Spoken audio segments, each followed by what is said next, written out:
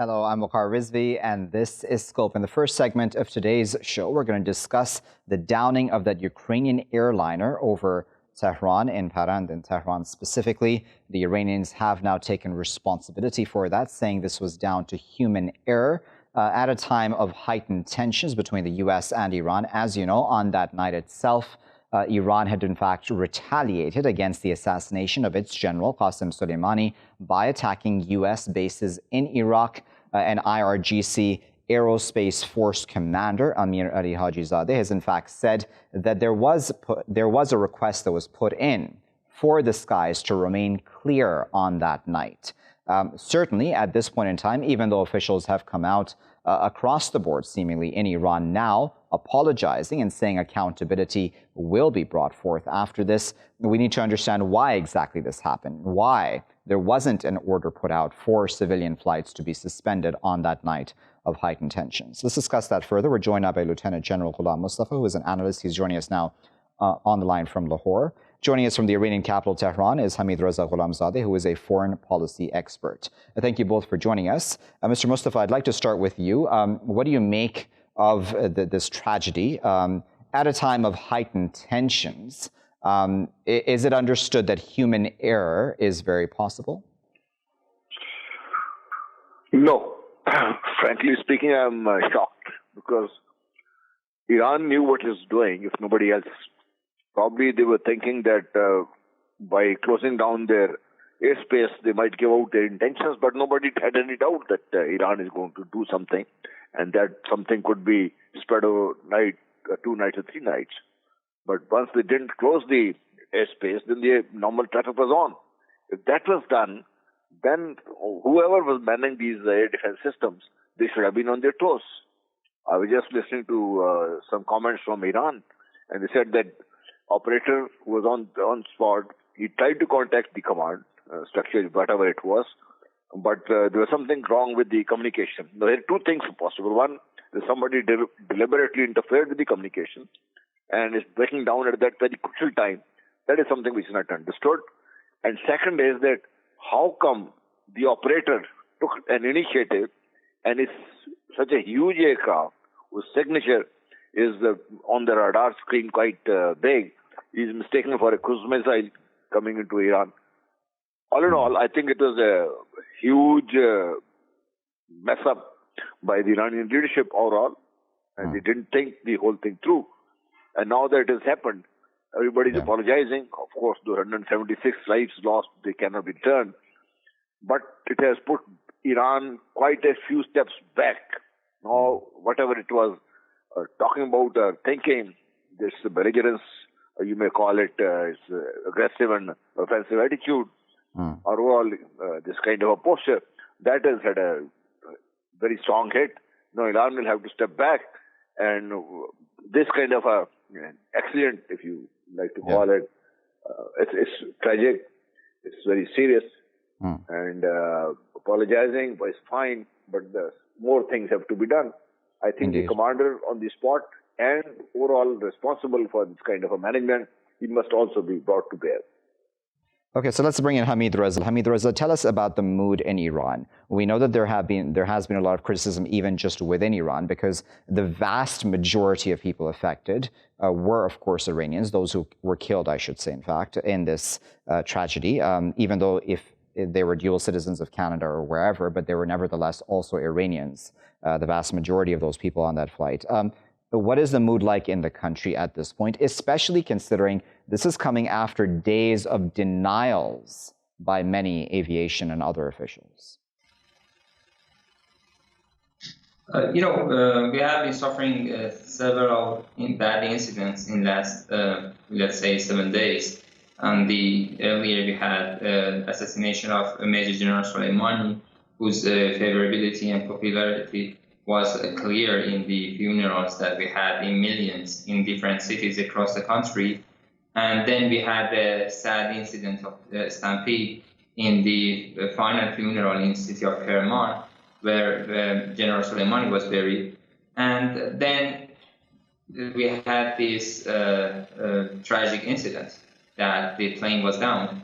And, one after the other, the tense situation was actually intensified, and people were now are very sad about what has happened. And in such a very tense situation, bad news is actually worsening everything. The point is that yes, some officials were denying that the possibility of a downing by a missile or anti-aircraft system. But the point is that we have been in a let's put it in this way. There are several points behind that. First of all, the first who claimed that there has been some attack were Americans, based on a footage which could not be verified at all, because there was no evidence in that which could be verified that it is correct.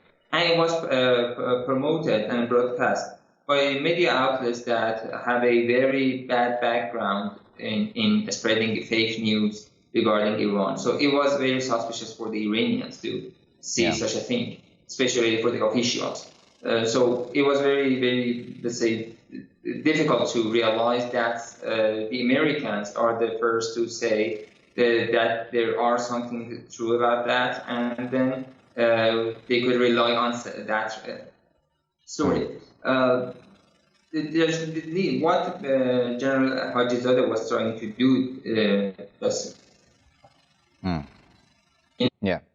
Okay, so let me go to General Mustafa. General Mustafa, I wanted to ask you about the communications breakdown here. Of course, you mentioned what may have happened behind the scenes, but even as I'd put to Hamidreza, it was not just behind the scenes. Communications broke down, certainly, over these past days. There was just complete denial, right, on the part of the Iranian establishment. Every official that I can think of that did speak in these past few days about this specific incident denied that it was even possible that this would occur.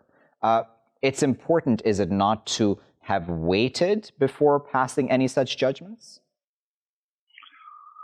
I think being in that kind of a frame of mind, one has to see how Iranians were feeling. I mean, initially, their denial is understandable. Without going into the details, they came out openly in trying to support whatever Iran stands for.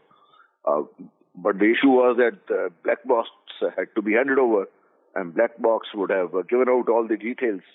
So therefore, Iranians probably initially hoping that they could hush it up, realized that's not possible, and they came out openly. About the communication breakdown, I think could be a normal, it happens. I mean, this kind of a thing is technology can fail you at the crucial moment. It's possible. But it's also possible that with the kind of strength in this field possessed by United States of America and other countries in the region, particularly United States of America, and also all those who don't want the situation to settle down and keep Iran on the boil, somebody could have interfered with communication around that time, because people were monitoring, people were listening to what was happening there. So either way, I think the human tragedy, it's good that Iran ultimately has accepted its blunder. It's also good that they're going after religiously trying to find out who all were to be blamed.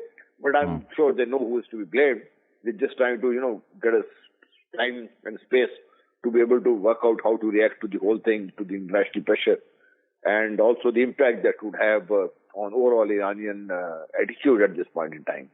So Iran, General Mustafa, if I may come in, to me and many others, and you can correct me if I'm wrong, in such a tense situation as there was that night specifically, it seems very logical to just suspend flights, right? Or to cancel flights for that night. I mean, even at the height of tensions, between Pakistan and India, in fact, we remember that the many airports in Pakistan were not operating for a while, specifically for that very reason, that there may just be even 1% of danger to civilian flights.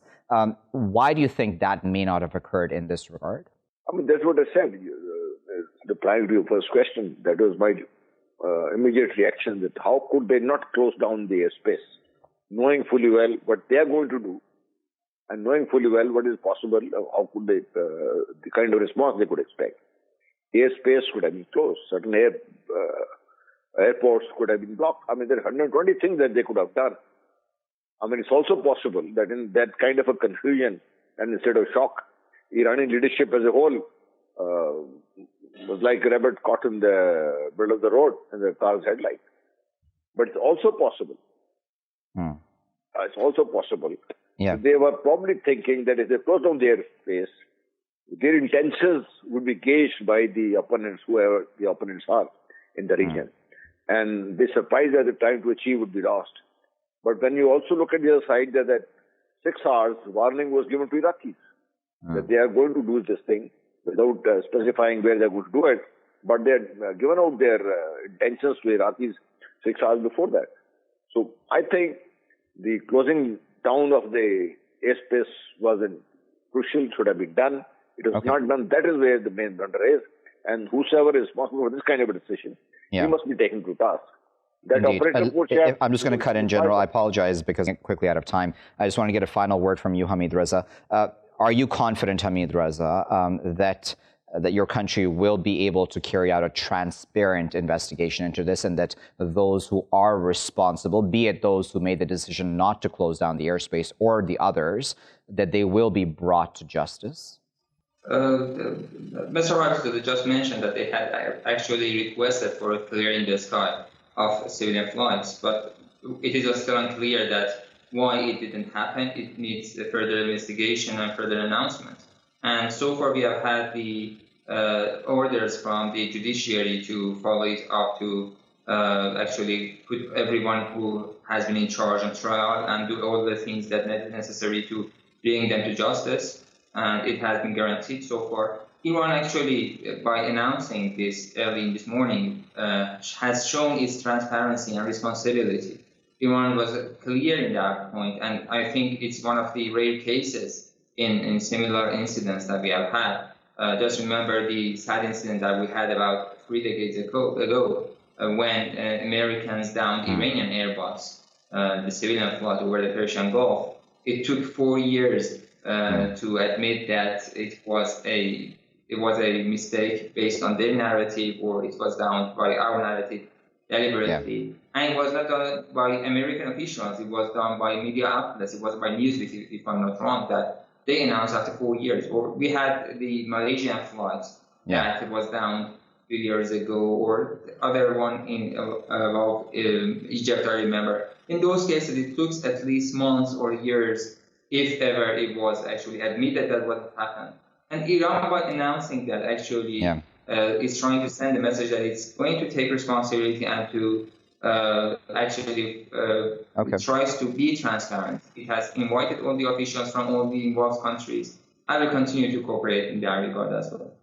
Very well. We'll leave it there at that, but of course, appreciate Hamidreza as well as Lieutenant General Ghulam Mustafa for their time today and for sharing their thoughts and providing context on this for us. This is a tragedy all around, viewers, but one of human error makes it that much harder to contemplate and understand, especially on a night, as our guests are mentioned, of heightened tensions. Why wasn't Iranian airspace closed down if the Iranians did foresee any threats from the U.S. or anybody else in the region at that time, after it had retaliated against the assassination of Qasem Soleimani by attacking U.S. bases in Iraq? This will be a story which no doubt will be following very closely here on Indus News and Scope in the coming days and weeks, certainly, as this investigation will come to its conclusion, hopefully sometime soon, and those who are responsible for this human error will be brought to account. I'll be back with my next segment after this break. Stay tuned.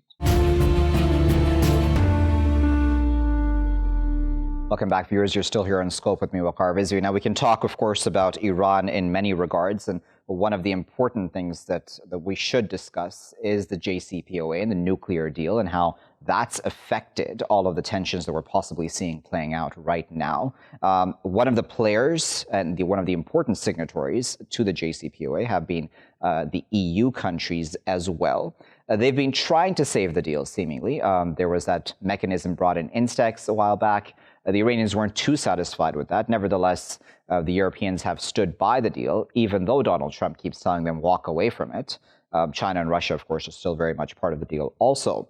Recently, the EU foreign ministers had a rare emergency meeting just yesterday, in fact, on Friday, in order to figure out how exactly they can save this deal this time and convince both Iran and the United States to come back to the fore. As you know, Iran has been walking away from the deal ever so slowly. in 2-month brackets, cutting down its commitments as promised within the nuclear deal. You know, of course, as well, that the United States was the one that walked away from that deal first and violated it. Iran is saying that it's only responding to a situation in which it hasn't received what's been promised, i.e. sanctions relief and otherwise. Let's discuss that a bit further. We're joined now by Jonathan Hines, who is co-founder and presenter at UK Talk Radio and formerly producer and presenter of Talk Solent on That Solent TV. He's joining us now from Bournemouth in the UK. Joining us from Stockholm is Glen, who is founder and CEO of the think tank Free Trade Europa. He promotes free trade, openness, and personal choice. Glen and Jonathan, thank you both for your time today. Jonathan, let me start with you. What do you make of the European Union's attempts to try to save the Iran nuclear deal? I wonder how much leverage it really has. I mean, Europe keeps saying that it wants to save the deal, but it hasn't really been able to give Iran the sanctions relief that it's been looking for. That's right. Yeah, I mean, I've been doing a bit of research into this fairly last minute and just trying to clarify in my mind what's going on. And I like to think that we were coming to a stage now where the United States would stop being the policeman, if you like, of the Middle East and constantly sort of policing the Middle East and intervening. And I was hoping that we were coming to a stage now where the US would gradually just withdraw once and for all. And I'm still optimistic that that could happen. But this recent development I do find quite shocking because in many ways, because I wanted to, if you like, give Trump the benefit of the doubt, you know, when I'm speaking to people who are, if you like, anti-Trump. So this is a very interesting development, and I'm still optimistic, but it's also very, very tense. And I'm not sure how much leverage the European Union do have. All right, let me go to Glen then with this. What are your thoughts on Europe's role in all of this? It seems at some level, from an Iranian point of view, if I may take that point of view for just a moment, that unfair for the EU3, such as France, Germany, and otherwise, that they're demanding that Iran come back into full compliance with the nuclear deal, yet they're not really being able to give Iran what's been promised in the deal. So why expect one party to bow, but then not be able to do much in return for what has been promised? Absolutely, and I think one of the most important points in this is the fact that the condemnation of the attacks on both sides, trying to diffuse the situation and certainly prevent an escalation at this crucial time at the moment. And I think this is the approach that needs to be taken. And I think the severity of it means that, you know, we had the foreign ministers meeting yesterday and really putting their weight once again behind the Iranian nuclear deal, principally because of the fact that it's the only deal in town. It's the only possibility. A lack of anything else means that the other diplomatic routes open to them, given the fact that we have sort of the European Union with member states who are very divided about the effects of what's happening, but also the reactions that should be taken. And I think that this is something where we're going to see more and more going forwards, as well as the fact that the EU taking a different path to the US. We've had the US very openly saying that we want the European Union to pull out of the deal as well and basically back us. This is not the strong feeling that's coming through from the European perspective. And I think that this is positive. We need to be able to push forward with the deal, which, if not in tatters, is certainly damaged, but to make sure that the other partners, whether it's Iran, but also backed up by China and Russia, to make sure that we push ourselves forward and make sure that Iran is looking at what's been put forward here. But what we're seeing as well, I think, is also an openness to come back to the table, to actually allow that checks to take place, but also to adhere more to the letter of the law in terms of this program. And I think this is what we need to do. It's the de-escalation, first of all, what's happened over the past few days and weeks, and then start from there and roll backwards. Okay, so let's talk, Jonathan, for a moment, American aspect to all of this, because that's an important one, certainly. And when I was asking about leverage, I was asking more, about the leverage that the EU would have over the Americans at this time. Do you think that this is just, I mean, I'm talking about the Iran nuclear deal specifically, but it's just one in a long list of now growing gaps between the EU and the US, specifically really under the Trump administration? It seems that they disagree not only over the Iran nuclear deal, but also over trade and otherwise. I think a very interesting point was just made a few moments ago, actually, about how there isn't much consensus, you might say, within Europe, because different countries in Europe are going to take a slightly different take. Yeah. Are going to have a slightly different take on America and what America does. I'm particularly concerned about France because France at the moment, obviously under the leadership of Macron, is a little bit shaky in its relations with the US. We're not sure how France and America at the moment are getting on and how they're viewing each other, because Trump and Macron have a very, shall we say, interesting relationship. And France, being one of the major players in the EU, may have quite a different relationship with America to Germany, for example, may take a different view from Germany or even Britain. So I'm a bit concerned about the idea of the EU, if you like, coming together and agreeing on the way forward, or agreeing on how to view this recent American action. Because I feel that a bit like the Middle East, Europe is very complex. There are many different nations with different histories and different attitudes, which can change all the time. So that's why I'm always a bit dubious about any what we might call EU consensus or EU agreement on anything, because there are so many different parts and levels to Europe, the same as the Middle East. And that's an interesting aspect, isn't it, Glen? I'll give you the final word, Glen. Talking specifically then about consensus across Europe on this issue of the Iran nuclear deal, if we're completely honest with ourselves, if anything becomes unstable within Iran, that affects Europe, doesn't it? Because it creates instability closer to Europe. Do you think Europe is taking into account its own really national security, or just security in general, I should say, of the entire bloc, as well as, of course, trade? I mean, trade is also vital and really important for Europe when it comes to Iran. We've already had those automakers who, when they've left Iran in the past, they've gone into loss, at least in the first year after leaving. Mm-hmm.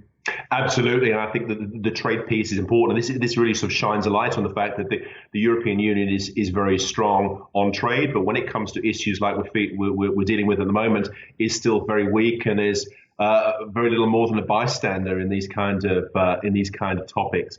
I think it's the issue we're looking at here is that the fact on our own European doorstep to be able to do something about this, and there is enlightened self-interest.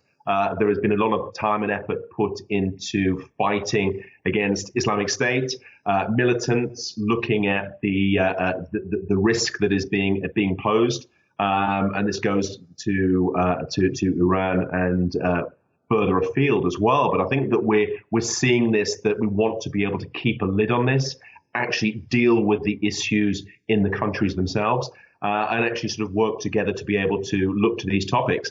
The leverage over the US is actually is limiting over time, and this is something of an extreme concern.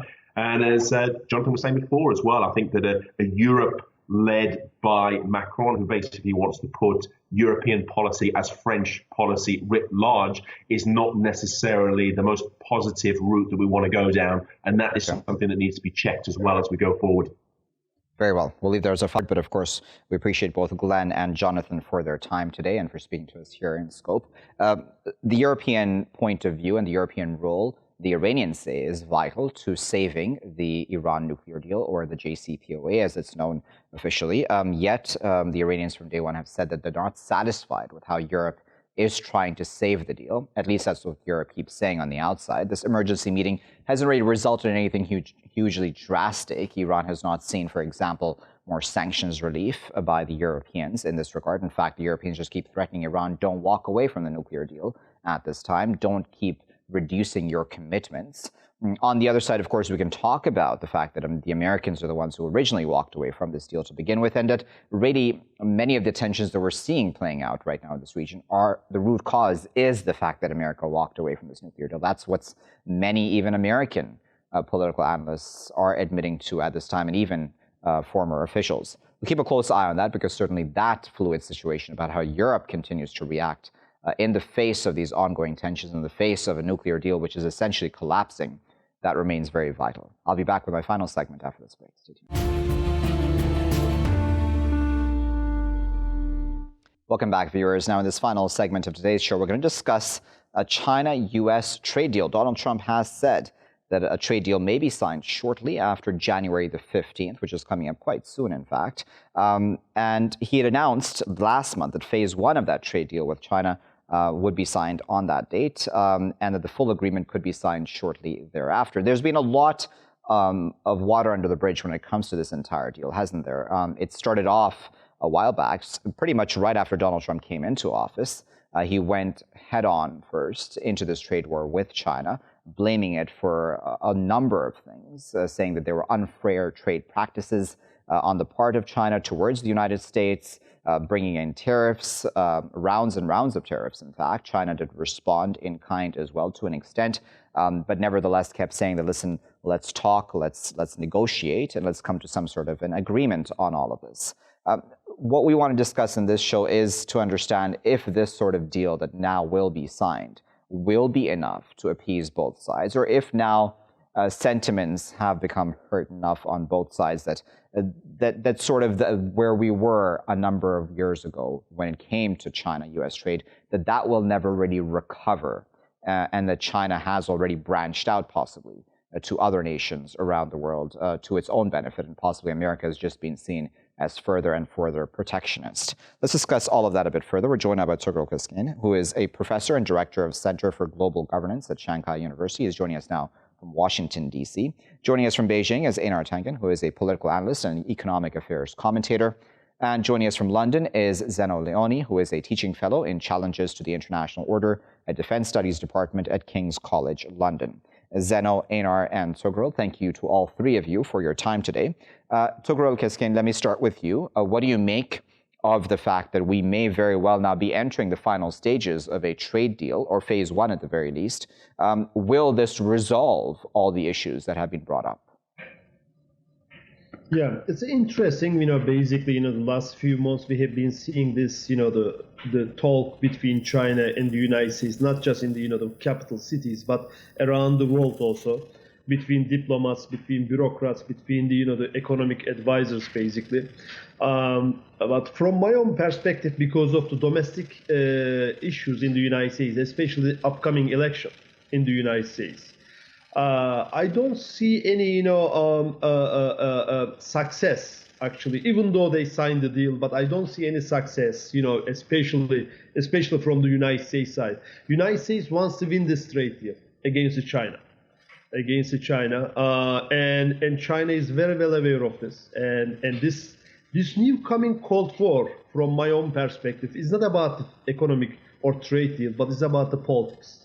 Declining power of the United States, increasing power of the China, definitely will have the collapse or collusion between these two big powers in the world, not just in the economy, but also in politics, society, culture.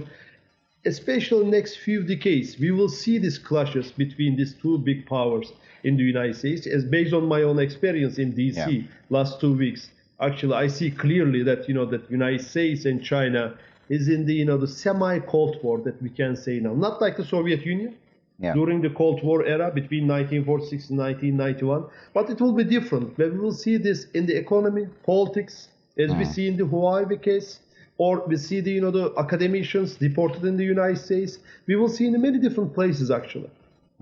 Okay, so let me go to Einar Tangen. Einar, are you optimistic or pessimistic about what is to come right now when it comes to phase one of this trade deal? As Tugrul there said, we are in an election year in the United States. Are the optics good for a trade deal for the U.S.? Well, it'll be interesting to see exactly how the Democrats play this. I think you're going to hear a lot of calls that Trump blinked As you'll note, the Democrats have been going overboard to make sure that they're highly critical of China, passing all sorts of legislation, human rights acts, in essence, trying to take the "we are the harder hawks" ground.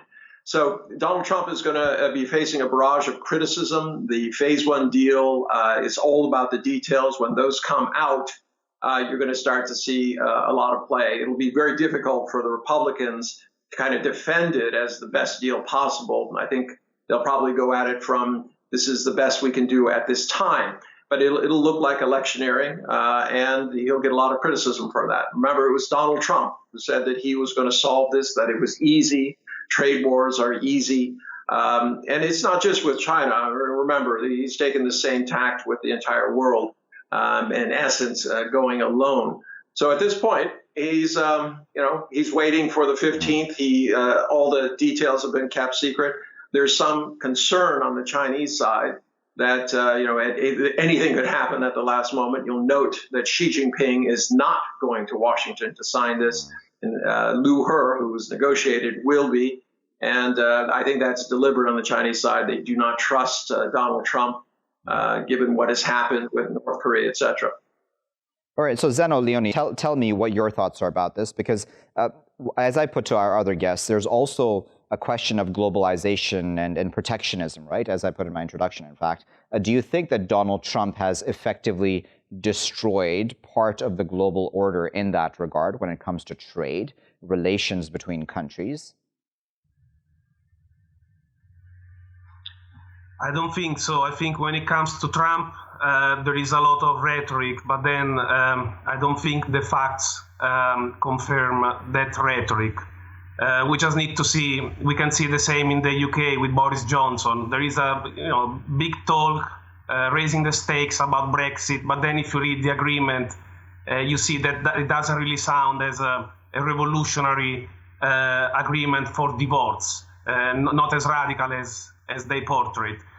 Going back to Trump, I think, and trying to answer your question, it's not possible for Trump to undermine the global order, at the same way as it's not possible for Trump to undermine, to affect the relationship with China fundamentally. In fact, if we look at this agreement that will be signed on the 15th or thereafter, this is only probably a tactical victory, a short-term victory for Trump, but really he can't really change the structural relationship between the US and China.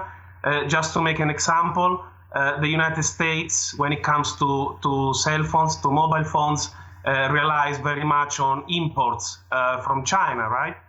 Even if the US was to combine mobile phones produced in the US plus the mobile phones bought from Vietnam, which is the second exporter to the United States, that wouldn't make up the numbers that the United States need. And we could make this example on many other kind of items. So it's really, really difficult for Trump to change that, particularly when the ultimate aim of the Trump administration, as for the Obama administration, is countering, undermining China's state capitalism, breaking the link between the state and its most strategic and competitive industries.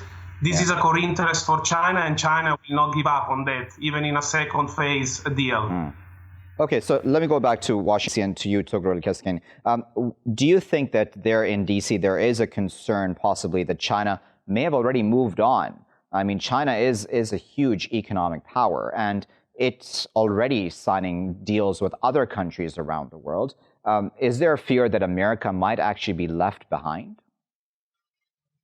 Yeah, definitely. There is a view, not just in the universities, in academia, but also in think tanks and among the policymakers. We are talking about the two big economies here, the two of the world's largest economies, and both of them are very well self-sustained economies, actually, technologically and in many other aspects and many other sectors, basically. But let's not forget, when this globalization started in the 1980s, early 1980s, under the Reagan administration with neoliberalism, United States was the proponent of the neoliberalism, open market, open society, an open trade deal basically with every country. As a result of this, the World Trade Organization, United States invited China, and China basically, it was accepted as a World Trade Organization. Same United States today is criticizing the China for protectionists, but on the other hand, actually, United States is more protectionist than isolationist in this case. But another issue in DC actually, from my own perspective, I don't think U.S. foreign policy towards China is based on the Trump decision. It's more complicated than that. It is a negotiation between different agencies, different groups, different parties, different bureaucrats, basically. It's a more complicated process. And this U.S. foreign policy towards China will continue. Even though if Trump is not elected in the next election, actually. But it will play an important role in the domestic election. This is a continuation of the U.S. foreign policy towards China, started in the second phase of the Obama administration, actually. Okay, so Einar, give us a point of view from there in China itself. Do you think China has, in a sense, moved on? And I'm not saying that China obviously will completely cut off the U.S., certainly. It's an important market, an important partner in other geopolitical regards too, certainly. But do you think in many ways that the U.S. has sort of hit itself over the head with a hammer by possibly losing out? Absolutely. I mean, what you have here now is the U.S. is effectively cutting itself off from the largest stable market in the world, especially with things in India not looking so good. And remember, at the same time that the U.S. is pulling back, kind of going it alone, China is anxiously, opening up its arms. You start to see all the trade things, the Belt and Road Initiative, Comprehensive Economic Partnership.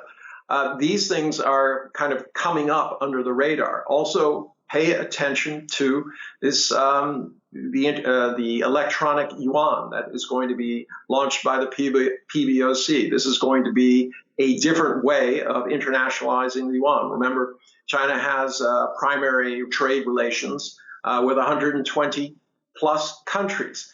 This is very powerful. How did the U.S. reach supremacy in terms of the dollar? It was because of trade. China's in that same position now. I think there's been a terrible miscalculation by the corporate community in the U.S. They thought that Donald Trump could get a better deal because that's what he said he could do. In reality, he's going to be closing off a very important market. And you can start to see that already. Huawei is producing phones that do not contain one component, either software or hardware, from the United States. This wouldn't have been possible 5 years ago. From the Chinese perspective, they're looking to compartmentalize things. They are, in essence, saying the time is on our side as we grow at 6+% and the U.S. grows at 2%. Things will equalize at some point, and there will have to be some sort of accommodation. In the meantime, you have the Congress passing more bills, trying to look more conservative. And this has become an election issue in the U.S. with no strategy, much like the Iranian policy. Very well. We'll leave there as our final clock has gotten the best of us. We appreciate all three of our guests, though, for their time and their vital insight into this continuing trade war that we're in between the Chinese and the Americans at this time. Will that deal be signed on January 15th? We'll obviously be all looking at that with bated breath to see what exactly that deal may contain.